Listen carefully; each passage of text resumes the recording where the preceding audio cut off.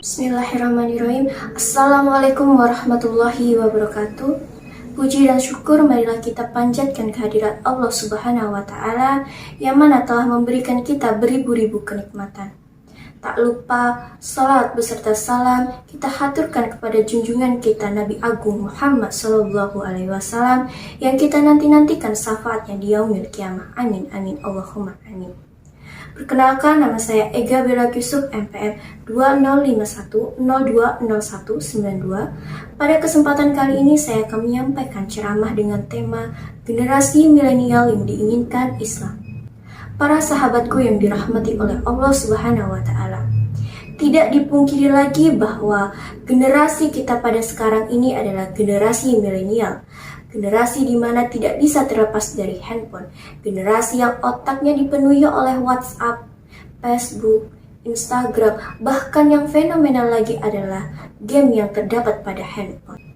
Faktanya, kehadiran handphone merupakan suatu anugerah yang sangat luar biasa. Dengan handphone, manusia akan lebih cepat menyelesaikan urusannya. Dengan cepat selesai urusan, maka secara tidak langsung akan menyisakan banyak waktu sehingga dapat digunakan untuk meningkatkan kualitas ibadah kita kepada Allah Subhanahu wa Ta'ala dengan cara menjalankan perintahnya tepat pada waktunya. Bukan menjadi isu semata lagi bahwa manusia banyak yang tergelincir dalam lingkaran maksiat pada saat penggunaan handphone karena terlalu termanjakan oleh fasilitas-fasilitas dalam handphone seperti sosial media dan game. Bermain game tidaklah diharamkan dalam Islam, tetapi harus sesuai dengan porsinya.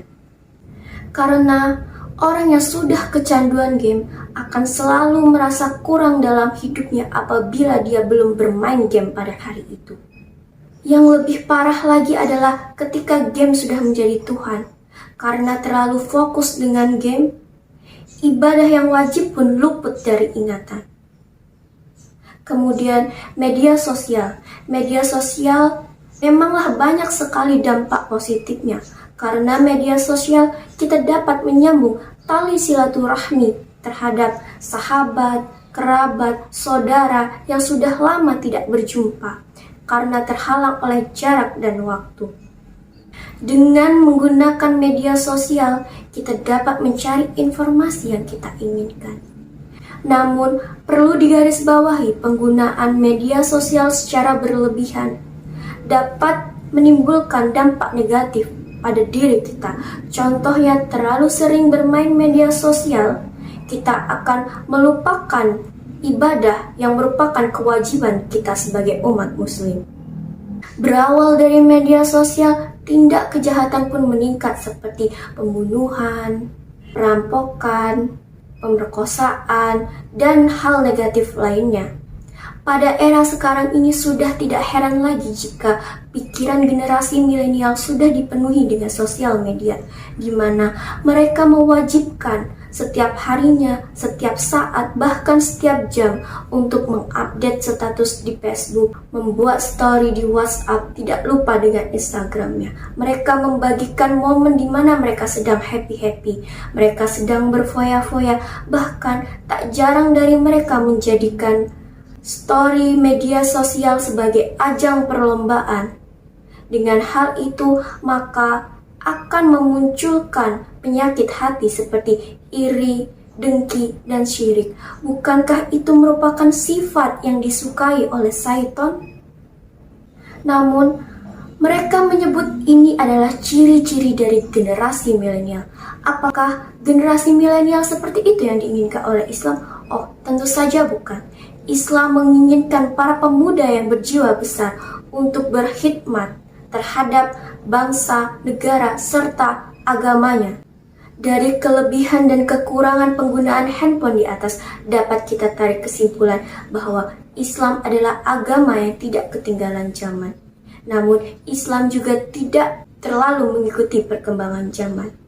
Oleh karena itu, kita harus pandai-pandai dalam mencari pergaulan sosial media. Jangan sampai kita dikuasai oleh dunia. tetapi kita yang harus menguasai dunia, sehingga kita dapat mengontrol tindakan kita sendiri dengan membentengi diri menggunakan Al-Quran dan hadis. Marilah kita sesama generasi milenial untuk saling menjaga, saling mengingatkan. Stop melakukan hal-hal yang tidak berfaedah. Stop melakukan hal-hal yang dapat memicu perpecahan, kejahatan, serta hal negatif lainnya. Marilah kita berlomba-lomba dalam berkegiatan positif, baik untuk diri kita sendiri maupun untuk lingkungan sekitar. Jadilah pemuda harapan Islam. Jadilah pemuda yang berjiwa besar, berkhidmat untuk agama Allah Subhanahu wa Ta'ala. Dan jadilah pemuda yang taat kepada perintah Allah Subhanahu wa Ta'ala. Rasulullah Shallallahu Alaihi Wasallam bersabda tentang 7 golongan yang akan dinaungi di hari kiamat. Wasabbu nasa'a fi ibadati lillahi ta'ala. Artinya, yaitu pemuda yang tumbuh di atas ketaatan Allah Subhanahu wa Ta'ala.